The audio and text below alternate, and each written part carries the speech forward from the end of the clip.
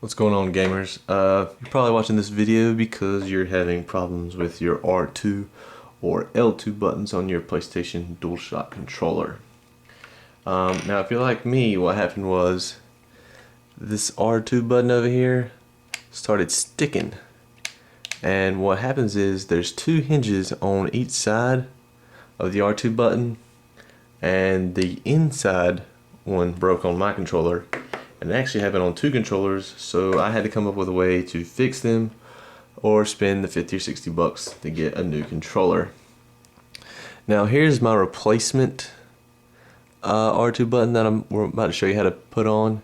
Now as you can see, the inside over here, the inside has like this big gap right there. Now that gap is because that's where the metal spring fits in at.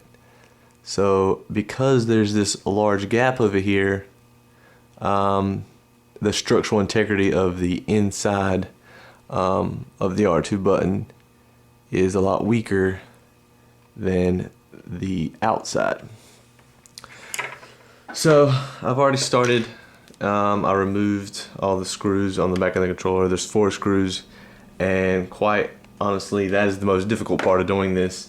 If you've never taken the controller apart before, they're in there really tight. Now keep in mind, if you take those screws out, anything I'm telling you to do in this video is going to void your warranty on your controller. So if you don't want to do that, don't do anything in this video. Don't take the screws out, because that's going to void your warranty. Now don't think you're going to use just any normal screwdriver to take those out. You're going to need something really small. I started with this screwdriver, which came in a remote control helicopter kit I got, but the screws are so hard and in so tightly that it ate the tip of the screwdriver, and so I had to get like a more heavy duty screwdriver that's still quite small. So like I said, I've already taken out the 4 screws, and so now you got to take the controller apart. Even without the screws, it can be very difficult to take the controller apart.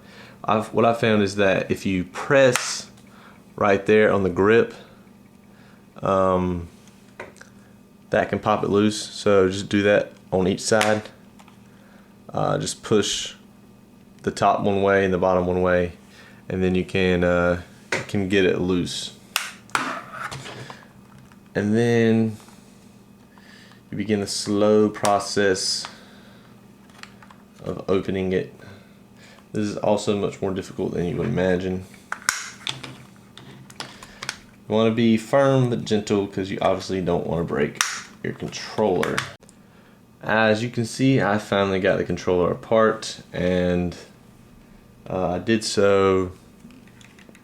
I didn't do it very well. The parts went flying everywhere. So what you want to do first is to take the 2 pieces of the controller apart. Now the rear of the controller is attached to the front of the controller right here by this little ribbon. Now you can pull this out, and that's going to make everything a lot easier. Now if you're like me and parts go flying everywhere because you pulled the controller too hard when you were pulling it apart, you're going to want to look for certain pieces. And there's this little black rubber piece right here, and that goes right there at the reset. There's a little tiny hole right here, and it goes in there, and we'll put that in before we put the controller back together. You're also going to want to look for this little spring right here. Make sure you got those. It goes around your R2 button or L2 button, whichever button fell out. My L2 button fell out, so that's the L2 spring. Now here is the R2 side of the controller, and I don't know if you can see, but right there is the little piece that broke off, and it's still stuck in the hole where it goes, but it's obviously separated from the R2 button. So what I'm going to do is get that little piece and take the spring out.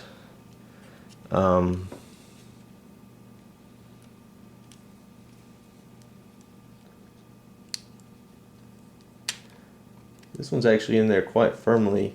On my other controller that did the same thing, it actually came out when I pulled the controller apart.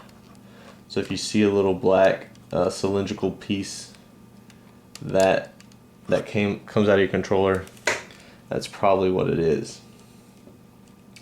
Now my broken R2 button is still stuck in the back of the controller right here, and you just kind of push that through to get it to come out.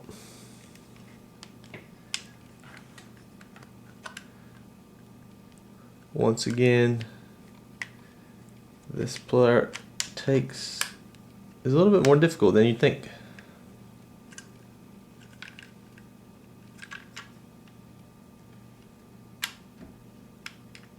There we go.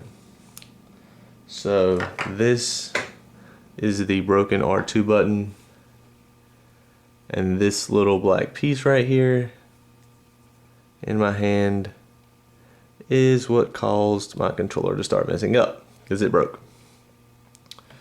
Now, I ordered my replacement R2 piece from Amazon. It came in a pack. There was 5 R2 buttons, 5 L2 buttons, and 2 extra springs to go in the controller. It was about $6, and I'll post the link to that in the description box in case you want to order the parts that way. Now my problem was that both controllers were broken. It was going to take my package 2 days to get here to fix it, and I didn't want to wait to use my controller. What you can do is simply use the same R2 broke R2 button or L2 button, whichever, and remove the tiny spring and then put the R2 button back in. Now it's not going to have the same pop or resistance, but it's still usable and still better than the sticking that occurred prior to you taking the spring out. I know it sounds a little bit counterintuitive, but it still works quite well. That's what I did for a day or two until the R2 part came in. So I'm going to start by putting in the L2 button and spring that fell out. Now I like to do this. I put the spring on first before I put the button on, and you just kind of put the spring on right there on the inside part, and then you can see where the 2 little hinges are going to fit and the little slot for the spring, and then you just slide it in there.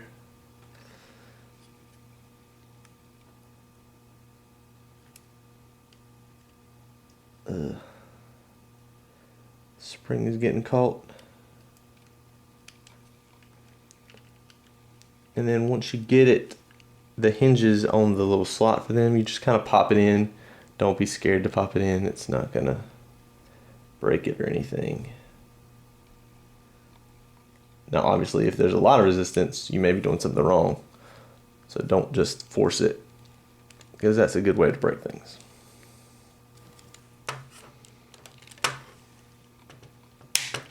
Now you just heard the snap. That was the L2 button going in, and you can see the L2 button, although not broken, still works well because I just put it back together. Now I'm gonna take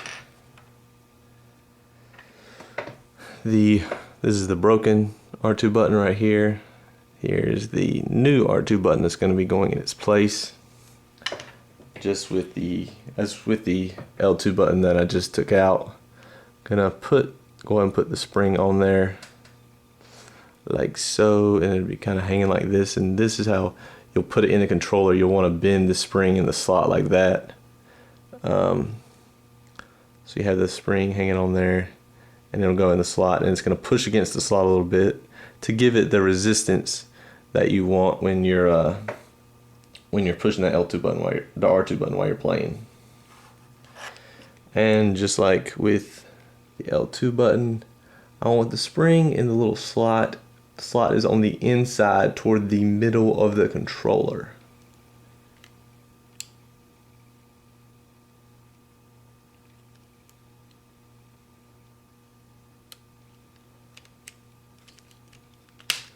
and that one went in a little bit easier than the L2 button. So now I've got the R2 button working right. Got a nice pop to it. L2 button's back in where it came out when I took the controller apart with gusto. I've got this little plastic piece, rubber piece. Don't forget, it's pretty obvious where it goes by the reset area, and you just kind of push it in very gently. Make sure the battery pack has the writing on the outside. There you go, fits better like that. Yeah, writing on the outside. And then you want to plug in the back of the controller, which gives power to the light. And I thought about disconnecting that, leaving that disconnected, but then I would never know where my controller was on, because I turn them on accidentally all the time. And you see the, I don't know if you can see that, the shiny part right there, and then the blue part on the other side. The shiny part's going to go facing the middle of the controller, and the blue side will be on the outside. And just slide it back right in there, and then you got to put the controller together. Now you want to make sure you're keeping the front of the controller face down, because otherwise the battery back will slide around and then you'll have to fix it again. You want to make sure these are on the inside and your buttons are on the inside when you're putting it together.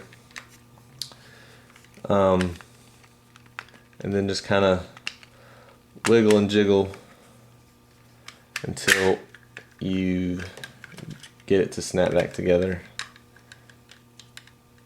Honestly, taking the controller apart and putting it back together is the hardest part of this process. It's not very complicated, but it does take a little bit of patience. If you're finding resistance, it may be that the battery pack slipped out of place and you just need to take it apart, put it back, and slide that back into place. See, got mine back together. Pretty simple process. And then I'll just put the screws back together.